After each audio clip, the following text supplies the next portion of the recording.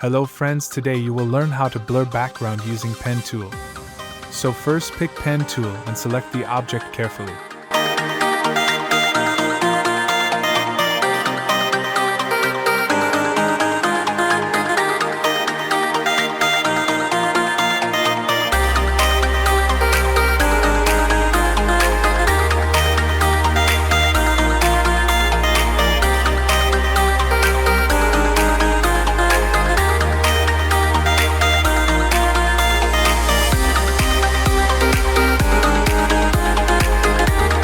After selecting object, click on Make Selection and click on OK.